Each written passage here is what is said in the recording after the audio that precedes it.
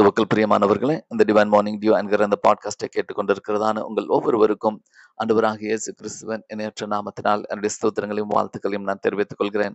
இன்றைக்கான வேத வசனம் ஆதியாகமம் 22ஆம் அதிகாரம் 14ஆம் வசனம். ஆபிரகாம் அந்த இடத்துக்கு யெகோவா ஈரே என்று பெயரிட்டான். அதனாலே கர்த்தருடைய பர்வதத்தில பார்த்து கொள்ளப்படும் என்று இந்நாள் வரைக்கும் சொல்லப்பட்டு வருகிறது. உதாரணத்திற்கு பார்ப்போமானால், இங்கிலாந்துல 1904ஆம் ஆண்டில் வால்டர் மார்ட்டின் என்னும் போதகர் ஒருவரின் மனைவி சிவிலா மார்ட்டின் அவர்கள் எழுதிய ஒரு பாடல், ஆண்டவர் உன்னை பார்த்து கொள்வார், God will take care of you என்கிற பாடல் மிகவும் புகழ் பெற்றது. அந்த பாடலை அவர் எழுதியதன் பின்னணி மிகவும் அற்புதமானது. ஒரு நாள் வெளியூர் கூட்டம் ஒன்றில் போதகர் செய்தி கொடுக்க வேண்டியதா இருந்தது. திடீரென்று அவருடைய மனைவி சிவிலா நோய்வாய்ப்பட்டார். போதகர் தன்னுடைய மனைவியை வைத்தியர்களிடம் காட்டிய போது அவர்கள் அவர் மிகவும் மோசமான நிலையில் இருப்பதாக கூறினர்.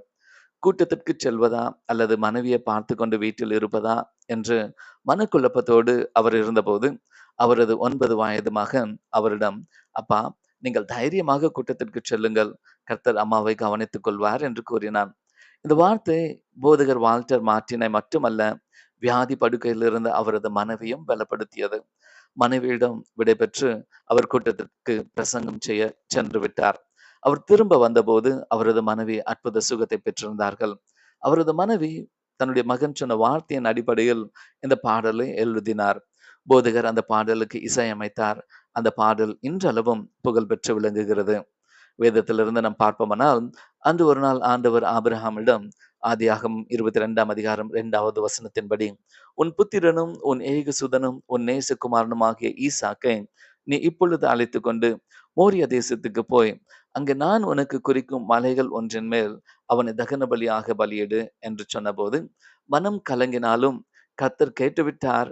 அவருக்கு நான் எப்படி இல்லை என்று சொல்வது என்று தன் மனைவியிடம் கூட சொல்லாமல் தன் மகனை கூட்டிக் கொண்டு மோரிய மலைக்கு வேலைக்காரர்களோடும் கழுதைகளோடும் சென்ற ஆபிரகாம் மலைக்கு மேலே செல்லும்போதுதான் விறகுகளையும் மற்றவைகளையும் சுமக்க வேலையாட்கள் வேண்டும். ஆனால் அவர்களை கீழே நிறுத்திவிட்டு தன் மகனை மாத்திரம் கூட்டிக் கொண்டு மேலே போகும்போது ஈசாக்கு தன் தகப்பனிடம், இதோ நெருப்பும் கட்டையும் இருக்கிறது, தகன பலிக்கு ஆட்டுக்குட்டி எங்கே என்றான். அதற்கு ஆபிரகாம், என் மகனே, தேவன் தமக்கு தகன பலிக்கான ஆட்டுக்குட்டியை பார்த்து கொள்வார் என்று விசுவாச வார்த்தைகளை பேசினார். ஆனால் மகனை அந்த பலிபீடத்தில் கட்டி அவனை வெட்டுவதற்கு கையை ஓங்கும்போது தேவன் தடுத்து நிறுத்தி, பிள்ளையந்தான் மேல் உன் கையை போடாதே, அவனுக்கு ஒன்றும் செய்யாதே, நீ அவனை உன் புத்திரனும் என்று உன் ஏகசுதன் என்றும் பாராமல் எனக்காக ஒப்பு கொடுத்தபடியினால் நீ தேவனுக்கு பயப்படுகிறவன் என்று இப்பொழுது அறிந்திருக்கிறேன் என்றான். ஆபிரகாம் தன் கண்களை ஏறெடுத்து பார்க்கும்போது, இதோ பின்னாக புதரில் ஒரு கொம்புகள் சிக்கிக் கொண்டிருந்த ஒரு ஆட்டுக்கடாவை கண்டான். அப்பொழுது ஆபிரகாம் போய் கடாவை பிடித்து அதை தன் குமாரனுக்கு பதிலாக தகன பலியிட்டான் என்று ஆதியாகமம் 22ஆம் அதிகாரம் 12, 13 வசனங்களை நாம் பார்க்கிறோம்.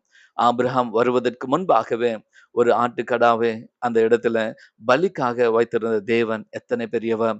அதனால்தான் ஆபிரகாம் அவருக்கு யெகோவா ஈரே என்னும் அர்த்தம் கொள்ளும் கர்த்தருடைய பர்வதத்திலே பார்த்து கொள்ளப்படும் என்று பெயரை வைத்தார். பிரியமானவர்களே, நான் இனி என்ன செய்ய போகிறேன், என் எதிர்காலம் என்ன என்று திகைத்து தவித்துக் கொண்டிருக்கிறீர்களோ, நம் தேவனுக்கு யெகோவா ஈரே என்று பெயர் உண்டு. அவர் எல்லாவற்றையும் பார்த்துக் கொள்வார். நாம் கலங்கி நிற்க தேவையில்லை. அந்தந்த நேரம் வரும்போது அவர் அருமையாக காரியங்களை வாய்க்க செய்வார். நம் தேவைகளை, நம் பிரச்சனைகளை, நம் அங்கலாய்ப்புகளை தேவன் பார்த்து கொள்வார். அவர் பார்த்து கொள்ளும்போது, அவர் கவனித்தும் கொள்ளும்போது நாம் கவலைப்பட வேண்டியது அவசியமில்லை. எல்லாவற்றையும் கவனித்துக் கொள்ளும் கர்த்தரிடம் நம்ம எதிர்காலங்களை, நம்ம எதிர்பார்ப்புகளை அர்ப்பணிப்போம். அவர் எல்லாவற்றையும் நமக்காக மாற்றி ஏற்ற வேளையில் கிருபைகளை கொடுத்து நம்மை வாழ வைக்கிறதான தேவனாக இருக்கிறாரே. நம் கண்களை மூடி நம்ம செபிக்கலாமா? எங்கள் அன்பின் பரலோக தகப்பனே, யெகோவா ஈரே, எங்கள் தேவைகளை சந்திக்கிறவரே, உம்மை துதிக்கிறோம். எங்கள் தேவைகள் எல்லாவற்றையும் உம்மிடத்தில் அர்ப்பணிக்கிறோம். நீர் பார்த்துக் கொள்வீராக. நீர் எங்களை ஆசீர்வதிப்பீராக. எங்கள் எதிர்காலம் எல்லாவற்றையும் நீர் பார்த்துக் கொள்வீராக. உமக்கு நன்றி செலுத்துகிறோம். எங்கள் ஜெபத்தை கேட்டு எங்களுக்கு பதில் கொடுப்பவரே, உமக்கு நன்றி. இயேசு கிறிஸ்துவின் நாமத்தினால் நாங்கள் ஜெபிக்கிறோம் எங்கள் ஜீவனுள்ள நல்ல தகப்பனே. ஆமென்.